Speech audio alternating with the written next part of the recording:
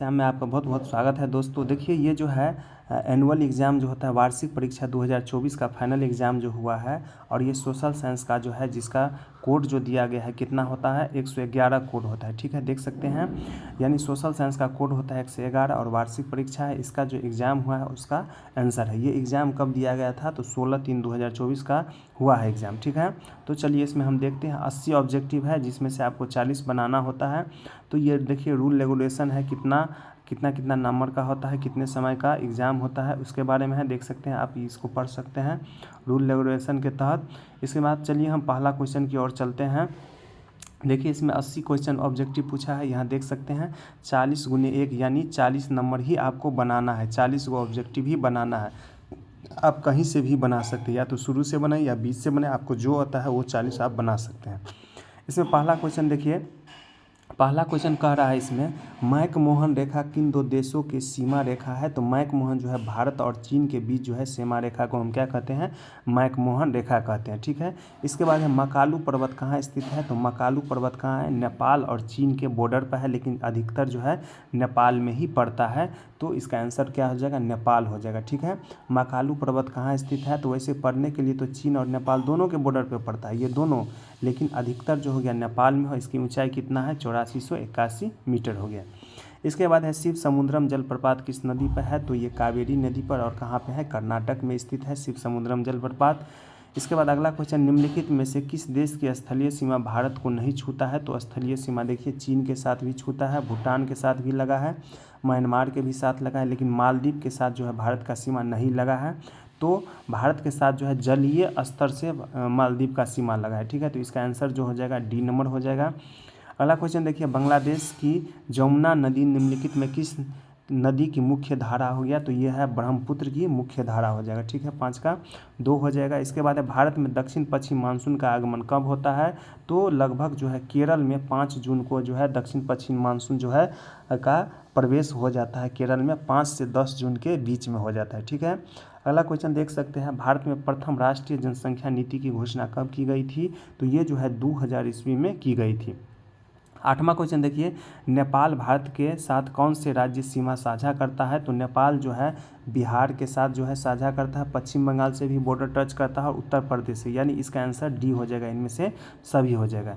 इसके बाद अगला क्वेश्चन 9 नंबर देखिए, निम्नलिखित में से कौन सा देश विषुवत रेखा के सबसे करीब है। तो विषुवत रेखा के सबसे करीब कौन सा हो जाएगा, श्रीलंका हो जाएगा विषुवत रेखा, क्योंकि श्रीलंका जो है भारत के सबसे नीचे है और वहाँ से जो है भारत से जो है विषुवत रेखा जो है 876 किलोमीटर पड़ता है, जबकि जो है भारत से जो है श्रीलंका लगभग जो है 25-30 किलोमीटर की दूरी पर पड़ता है। ठीक है, तो वहाँ से जो है श्रीलंका सबसे नज़दीक हो जाता है विषुवत रेखा से। इसके बाद है नर्मदा नदी का उद्गम स्रोत कहाँ से होता है, तो अमरकंटक से। ठीक है, छत्तीसगढ़ और मध्य प्रदेश के बीच जो है अमरकंटक की पहाड़ी पड़ता है, वहीं से नर्मदा नदी का उद्गम होता है। ठीक है, इसके बाद है भारत में पहली बार जनगणना कब की गई थी, तो पहली बार जनगणना 1872 ईस्वी में लॉर्ड मियो के शासनकाल में की गई थी। इसके बाद है 12 नंबर क्वेश्चन कह रहा है, जनसंख्या परिवर्तन का निम्नलिखित में से क्या कारण होता है। तो जनसंख्या परिवर्तन, अगर जन्म दर ज़्यादा होगा उससे भी जनसंख्या परिवर्तित हो जाएगा। मृत्यु, अगर ज़्यादा मर जाएगा तो जनसंख्या घट जाएगा। प्रवास, यानी एक जगह से दूसरे जगह बहुत अधिक संख्या में लोग आना जाना होगा तो उससे भी क्या हो गया, जनसंख्या के परिवर्तन हो जाएगा। ठीक है, तो इसमें से सभी आंसर, इसका आंसर जो हो जाएगा डी हो जाएगा। अगला क्वेश्चन देखिए, निम्नलिखित में किस राज्य से होकर कर्क रेखा गुजरती है। तो त्रिपुरा से होकर कर्क रेखा गुजरती है। इसका बहुत ही अच्छा सा एक ट्रिक है, मित्र पर गमछाधार, इस तरह से मित्र पर गमछाझार। ठीक है, गमछा झार। ठीक है, इस तरह से हम देख सकते हैं कर्क रेखा भारत के 8 राज्यों से होकर गुजर सकता है। पहला है इसमें मिजोरम देखिए, त्रिपुरा, पश्चिम बंगाल, राजस्थान, गुजरात, मध्य प्रदेश, छत्तीसगढ़, झारखंड। ठीक है, इस तरह से हम देख सकते हैं जो 8 राज्यों से होकर गुजर। इसके बाद अगला क्वेश्चन देखिए, राजस्थान के मरुस्थलीय भाग से होकर बहने वाली नदी कौन सा है। तो लूनी नदी हो गया, जो कच्छ के रण में क्या होता है, गायब होता है, और ये नदी जो है अरावली पहाड़ी के पश्चिमी साइड से जो है निकलती होती हुई राजस्थान में प्रवेश करके और ये कच्छ के रण में गायब हो जाती है। इसका आंसर डी हो जाएगा। इसके बाद है नीलगिरी संरक्षित जैव मंडल आरक्षित क्षेत्र कहाँ है, तो ये है तमिलनाडु में, इसका आंसर नंबर 1 हो जाएगा। अगला क्वेश्चन, दो नदियों के बीच की भूमि को हम क्या कहते हैं? तो दो नदियों के बीच की भूमि हम दोआब कहते हैं। इसके बाद अगला क्वेश्चन, भूटान के लगभग कितने प्रतिशत क्षेत्र पर वनों का विस्तार है? तो यह 70% क्षेत्रों पर वनों का विस्तार है। इसके बाद है, किस देश को पूर्व का मोती कहते हैं? तो ये जो है श्रीलंका को जो है पूर्व देश का मोती कहा जाता है। इसके बाद है, गुजरात के भुज में भयंकर भूकंप कब आया था? तो ये 2001 में आया था गुजरात के भुज में भयंकर भूकंप। ठीक है, उस दिन जो है 15 अगस्त था और बच्चा लोग जो है क्या कर रहे थे? स्कूल में प्रभात फेरी कर रहे थे। इसके बाद अगला क्वेश्चन देखिए, निम्नलिखित में से क्या मानव जनित आपदा हो गया? तो मानव जनित आपदा क्या हो गया? नाभिकीय आपदा जो हो गया मानव जनित आपदा हो गया। इसके बाद है, परमाणु बम का सर्वप्रथम प्रयोग कहाँ किया गया है? तो परमाणु बम का प्रयोग सर्वप्रथम हिरोशिमा में किया गया है 6 अगस्त 1945 का, और नागासाकी पर जो है 9 अगस्त 1945। तो इसमें कह रहा है प्रथम कहाँ किया गया था? तो हिरोशिमा पर। इसका आंसर 1 हो जाएगा। अगला क्वेश्चन, भारत का पहला परमाणु ऊर्जा उत्पादन केंद्र कहाँ स्थापित किया गया है? तो तारापुर में किया गया। तारापुर कहाँ है? तो महाराष्ट्र में है। इसके बाद अगला क्वेश्चन देखिए, राष्ट्रीय आपदा प्रबंधन प्राधिकरण का मुख्यालय कहाँ है? तो ये जो है नई दिल्ली में है। राष्ट्रीय आपदा प्रबंधन प्राधिकरण का मुख्यालय नई दिल्ली में है और इसकी स्थापना जो है 2005 में हुई थी। इसके बाद है, पैदल चलते समय सड़क पर किस ओर चलना चाहिए? तो ये सबको पता है, अपनी बाईं ओर, भारत में अपनी बाईं ओर चलना चाहिए, दूसरा देश में अलग अलग हो जाता है। इसके बाद अगला क्वेश्चन देखिए, किस नदी को वृद्ध गंगा के नाम से जाना जाता है? तो गोदावरी को जो है वृद्ध गंगा के नाम से जाना जाता है। अगला क्वेश्चन देखिए, विश्व का पहला लिखित संविधान कहाँ लागू हुआ था? तो लागू होने की बात कह रहा है, तो कहाँ लागू हुआ था? तो संयुक्त राज्य अमेरिका में हुआ था। इसके बाद है, लाइसेंस फेयर का सिद्धांत किसने दिया है? तो लाइसेंस फेयर का सिद्धांत जो है एडम स्मिथ ने दिया है। इसके बाद अगला क्वेश्चन, धर्मनिरपेक्ष राज्य की स्थापना सर्वप्रथम किस देश में हुई? तो धर्मनिरपेक्ष राज्य की स्थापना सर्वप्रथम जो है कहाँ हुआ है? तो अमेरिका में हुआ। इसका ध्यान रखना है, कहाँ पे हुआ है? अमेरिका में हुआ है। इसके बाद, मैं ही राज्य हो कथन किसका है? तो मैं ही राज्य हो कथन है लुई 14वां को याद रखना। देखिए बहुत ही आसान तरीका है, मैं ही राज्य यानी 4 अक्षर का हुआ, तो याद रखना लास्ट में कितना होगा? 4 होगा। ठीक है, 14वां हो जाएगा। इसके बाद अगला क्वेश्चन देखिए, विधि की आत्मा नामक पुस्तक किसने लिखी है? तो ये जो है मॉन्टेस्क्यू ने लिखा है। ठीक है, अमेरिका स्वतंत्रता संग्राम से संबंधित हो गया। इसके बाद, नेशनल असेंबली का गठन किसने किया है? तो नेशनल असेंबली का गठन तृतीय स्टेट ने किया है। अगला क्वेश्चन देखिए 32 नंबर, किस संधि के तहत प्रथम विश्व युद्ध की समाप्ति की गई थी? तो ये है वर्साई की संधि के तहत जो है प्रथम विश्व युद्ध की समाप्ति की गई थी। इसके बाद है, फांसीवाद का जन्म किस देश में हुआ है? तो फांसीवाद का जन्म जो है कहाँ हो जाएगा? इटली में हो जाएगा फांसीवाद का जन्म। इसके बाद अगला क्वेश्चन, द्वितीय विश्व युद्ध का प्रारंभ किस युद्ध के साथ हुआ है? तो ये है जर्मनी ने पोलैंड पर आक्रमण कर दिया, जिससे जो है द्वितीय विश्व युद्ध का प्रारंभ हो गया था। अगला क्वेश्चन देखिए 35 नंबर, संयुक्त राष्ट्र संघ का गठन कब हुआ है? तो 24 अक्टूबर 1945 का इसका गठन हो गया। संयुक्त राष्ट्र संघ से पहले जो है राष्ट्र संघ था, इसके बाद संयुक्त राष्ट्र संघ बना। इसके बाद है, भारत की सबसे बड़ी जनजाति कौन सा है? तो सबसे बड़ी जनजाति भील हो जाएगा। भील से याद रखना है, भीड़ याद रखना है। भील से तो भीड़ जो है बहुत ज़्यादा रहता है, इसी तरह भारत की सबसे बड़ी जनजाति कौन हो गया? भील हो जाएगा। इसके बाद अंतर्राष्ट्रीय न्यायालय का मुख्यालय कहाँ है? तो अमेरिका शहर में स्थित द हेग में है। ठीक है, अंतर्राष्ट्रीय न्यायालय का मुख्यालय कहाँ है? तो द हेग में है। इसके बाद, तुष्टीकरण की नीति किस देश की देन है? तो तुष्टीकरण की नीति जो है इटली के देन है। इसका आंसर नंबर डी हो जाएगा।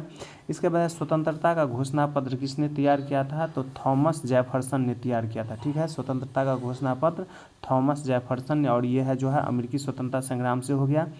इसके बाद अगला क्वेश्चन, निम्नलिखित में से किसे कर देना होता था? तो कर देना किसको होता था? तृतीय स्टेट को जो है कर देना होता था।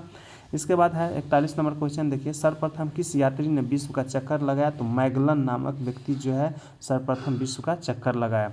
इसके बाद है, रूसो किस सिद्धांत का समर्थक था? तो रूसो जो है सामान्य इच्छा का सिद्धांत का समर्थक था। इसका आंसर नंबर सी हो जाएगा। त्रिपक्षीय गठबंधन में कौन कौन सा देश शामिल थे? तो जर्मनी, ऑस्ट्रिया, हंगरी और इटली, यानी इसका आंसर नंबर 1 हो जाएगा। जर्मनी, ऑस्ट्रिया, हंगरी और इटली शामिल थे। अगला क्वेश्चन देखिए, द्वितीय विश्व युद्ध में किस देश की पराजय हुई थी? द्वितीय विश्व युद्ध में जो है जर्मनी की पराजय हुई थी। अगला क्वेश्चन देखिए 45 नंबर, संयुक्त राष्ट्र संघ के सदस्यों की संख्या कितनी है? वर्तमान में जो है 193 सदस्य संयुक्त राष्ट्र संघ में है। अगला क्वेश्चन, संविधान सभा की पहली बैठक कब हुई थी? तो 9 दिसंबर 1946 को पहली बैठक कब हुआ है? 9 दिसंबर 1946 को, याद रखना है। इसके बाद है, सर्वप्रथम किस देश द्वारा सार्वभौम वयस्क मताधिकार प्रदान किया गया है? तो ये जो है न्यूजीलैंड द्वारा जो है सार्वभौम वयस्क मताधिकार प्रदान किया गया। इसके बाद है, किस संविधान संशोधन द्वारा प्रस्तावना में भारत को धर्मनिरपेक्ष राज्य घोषित किया गया है? तो ये 42वां संविधान संशोधन में जो है भारत को धर्मनिरपेक्ष राज्य घोषित किया गया है। इसके बाद है, शिक्षा के अधिकार को मौलिक अधिकार के रूप में कब मान्यता दिया गया है? तो ये जो है कब मान्यता दिया गया है? तो 2010 में इसको मान्यता दिया गया, ठीक है। आया था कानून 2009 में, लेकिन अधिकार को लागू कर दिया गया है 10 अप्रैल 2010 को। कब किया है? 10 अप्रैल 2010 को जो है इसको लागू कर दिया है। इसका आंसर नंबर डी हो जाएगा। इसके बाद है, भारतीय संविधान के निम्नलिखित में कौन सी विशेषता नहीं है? तो भारतीय संविधान का साम्यवादी शासन जो है इसकी विशेषता नहीं है। इसके बाद अगला क्वेश्चन, पंचायती राज संस्थाओं में महिलाओं को 50% आरक्षण देने वाला पहला राज्य कौन हो गया? तो बिहार हो गया, जो है पंचायती राज में महिलाओं को 50% आरक्षण दिया है, ठीक है। कब दिया है? तो 2006 में ये आरक्षण मिला है। अगला क्वेश्चन देखिए, भारत में सर्वप्रथम आपातकाल कब लागू हुआ है? तो आपातकाल जो है सबसे प्रथम 1962 में जो है भारत और चीन के बीच जब युद्ध हुआ था, तो उसी टाइम में जो है भारत में आपातकाल लागू हुआ था, पहला आपातकाल। इसके बाद है, निम्नलिखित में किस राज्य में विधानमंडल 2 सदनीय है? तो विधानमंडल जो है महाराष्ट्र में 2 सदनीय है। अभी वर्तमान में 6 राज्य में जो है विधानमंडल 2 सदनीय है। इसके बाद अगला क्वेश्चन देखिए, धन विधेयक कहाँ पेश किया जाता है? तो धन विधेयक जो है लोकसभा में और विधानसभा दोनों में पेश किया जाए। इसका आंसर जो हो जाएगा डी नंबर हो जाएगा। धन विधेयक कहाँ पेश किया जाता है? तो लोकसभा और विधानसभा दोनों में पेश किया जाता है। सर्वोच्च न्यायालय का गठन कब हुआ था? तो 26 जनवरी 1950 को होगा सर्वोच्च न्यायालय का गठन हो गया।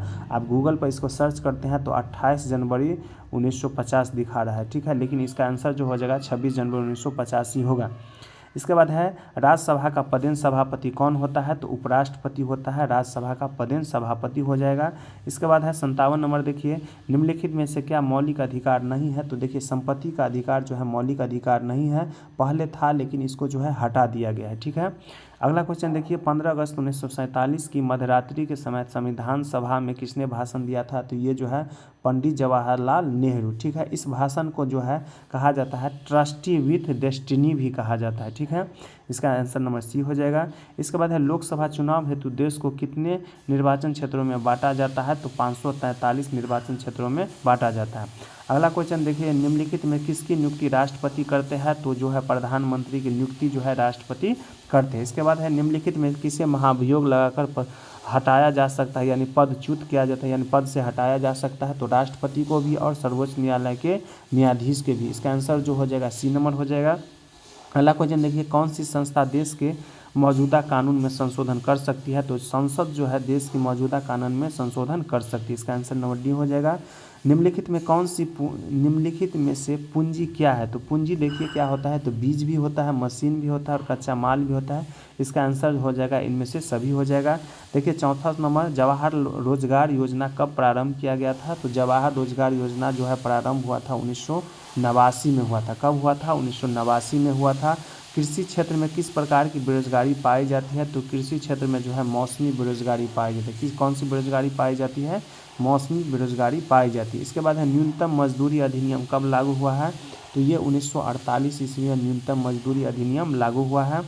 इसके बाद निम्नलिखित में से किसका पारिश्रमिक ब्याज है? ठीक है, निम्नलिखित में किसका पारिश्रमिक ब्याज है? तो ये पूंजी का जो है पारिश्रमिक ब्याज हो जाएगा। इसका आंसर नंबर डी हो जाएगा।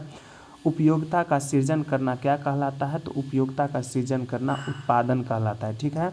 इसके बाद देखिए 69 नंबर क्वेश्चन, निम्नलिखित में से क्या मानवीय पूंजी निर्माण का स्रोत है? तो मानवीय पूंजी निर्माण का स्रोत क्या हो जाएगा? शिक्षा हो जाएगा। इसका आंसर नंबर बी हो जाएगा। इसके बाद है, तीसरी दुनिया किसे कहा जाता है? तीसरी दुनिया जो अल्प विकसित राष्ट्र जो है इसको हम क्या कहेंगे? तीसरी दुनिया कहते हैं। इसके बाद 71 नंबर देखिए, निम्नलिखित में किस बेरोजगारी में श्रमिकों की सीमांत उपयोगिता शून्य होती है? तो छिपी हुई बेरोजगारी में जो है श्रमिकों की सीमांत उपयोगिता क्या होती है? शून्य होती है। 72 नंबर क्वेश्चन देख सकते हैं, भारत में हरित क्रांति लाने का श्रेय किसे जाता है? तो प्रोफेसर स्वामीनाथन को दिया जाता है, ठीक है। अगला क्वेश्चन देखिए, बफर स्टॉक हेतु सरकार किस कीमत पर अनाज खरीदती है? तो ये जो है न्यूनतम समर्थित मूल्य पर जो है अनाज खरीदती है, एनएसपी जिसको हम कहते हैं। इसके बाद अगला क्वेश्चन देखिए, निम्नलिखित में कौन शीतकालीन फसल है? तो शीतकाल में जो है रबी फसल होता है शीतकाल में। गेहूँ आता है, ये सब आता है। इसके बाद है बफर स्टॉक कौन बनाता है? बफर स्टॉक जो है भारतीय खाद्य निगम बनाता है। बफर स्टॉक कौन बनाता है? भारतीय खाद्य निगम बनाता है। इसके बाद है 76 नंबर में देखिए 100 दिनों के रोजगार की गारंटी किस योजना के तहत दी जाती है? तो मनरेगा, ठीक है, मनरेगा के तहत जो है 100 दिनों के रोजगार दी जाती है, ठीक है। इसके बाद अगला क्वेश्चन, निम्नलिखित में से क्या उत्पादन का सक्रिय साधन है? तो उत्पादन का सक्रिय साधन क्या हो जाएगा? श्रम हो जाएगा। इसके बाद अगला क्वेश्चन, देश की प्रमुख आर्थिक समस्या क्या है? तो गरीबी और बेरोजगारी जो है देश की आर्थिक समस्या हो जाएगा। इसके बाद है अंत्योदय अन्न योजना कब प्रारंभ किया गया है? तो दिसंबर 2000 ईस्वी में अंत्योदय अन्न योजना प्रारंभ किया गया। इसके बाद 80 नंबर देखिए लास्ट क्वेश्चन है, निम्नलिखित में से क्या खरीफ फसल है? तो इसमें जो है खरीफ फसल जो है गेहूँ हो जाएगा। तो देखिए सेक्शन ए हो गया। सेक्शन बी में देख सकते हैं आप, सेक्शन बी में जो है 2 नंबर का क्वेश्चन पूछा गया। पहला क्वेश्चन देखिए, अमेरिकी स्वतंत्रता संग्राम ने फ्रांस पर क्या प्रभाव डाला? ये हो गया 2 नंबर का क्वेश्चन है। इसके बाद अगला क्वेश्चन देखिए, ये 2 नंबर क्वेश्चन हो गया, राष्ट्र संघ का गठन क्यों किया गया था? ये भी 2 नंबर का क्वेश्चन हो गया। इसके बाद फ्रांसीसी क्रांति के 2 आर्थिक कारण बताइए, ये भी 2 नंबर का क्वेश्चन हो गया, ठीक है। इसके बाद इसमें देखिए उपनिवेशवाद से क्या अभिप्राय है और वर्साई की संधि का क्या उद्देश्य था? इसके बाद है प्रथम विश्व युद्ध का तत्कालीन कारण बताइए, ठीक है। तो इसमें जो है प्रत्येक क्वेश्चन 2 नंबर का है, इसमें से 3 बनाना है। कितना क्वेश्चन है? 6 है, और 6 में से कितना बनाना है? 3 क्वेश्चन बनाना है। इसके बाद ये क्वेश्चन देखिए 7 से 8 में, ठीक है, इसमें भी कितना बनाना है? तो इसमें 1 क्वेश्चन बनाना है, ठीक है।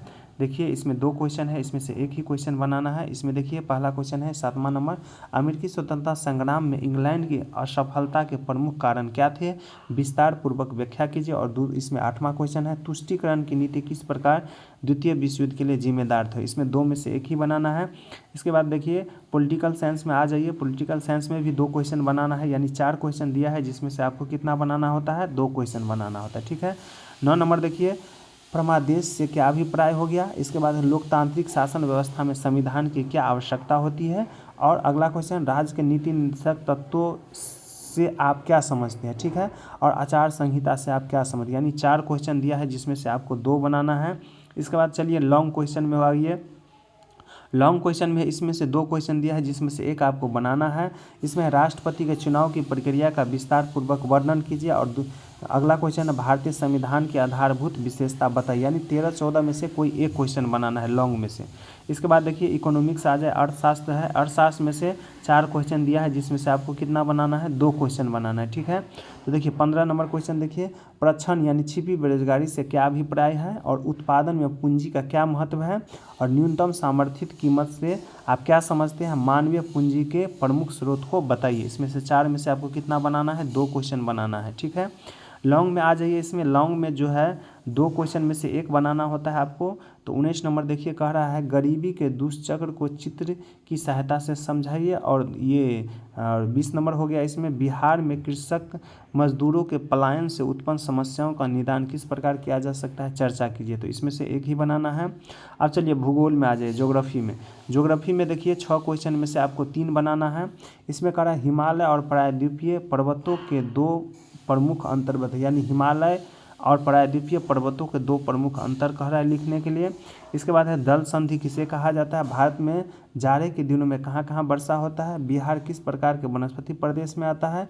जीवोम से क्या अभिप्राय है? और श्रीलंका की जलवायु किस प्रकार की है? 6 में से कितना बनाना है? 3। लॉन्ग में आ जाइए। लॉन्ग में भूगोल में जो है 2 में से 1 बनाना है। इसमें 1 क्वेश्चन देखिए 27 नंबर, जेट धाराओं का भारतीय जलवायु पर क्या प्रभाव पड़ता है? और दक्षिण के पठार की विशेषताओं को विस्तार पूर्वक लिखिए। इसमें से 1 बनाना है। इसके बाद चलाइए आपदा प्रबंधन। आपदा प्रबंधन में भी 4 क्वेश्चन पूछा है, जिसमें से आपको 2 बनाना है। 4 क्वेश्चन कौन कौन सा है देख सकते हैं आप। जैविक आपदा से क्या अभिप्राय है? सांप्रदायिक दंगों से बचाव के 2 उपाय लिखिए। आपदा प्रबंधन के लिए समुदाय में किन किन गुणों का होना चाहिए? और अम्ल वर्षा का प्रभाव लिखिए, ठीक है। 4 में से 2 बनाना है, ठीक है। इस तरह से आप देख सकते हैं। अगर मेरा वीडियो अच्छा लगे तो मेरे चैनल को लाइक करें, शेयर करें, सब्सक्राइब करो। जय हिंद, जय भारत।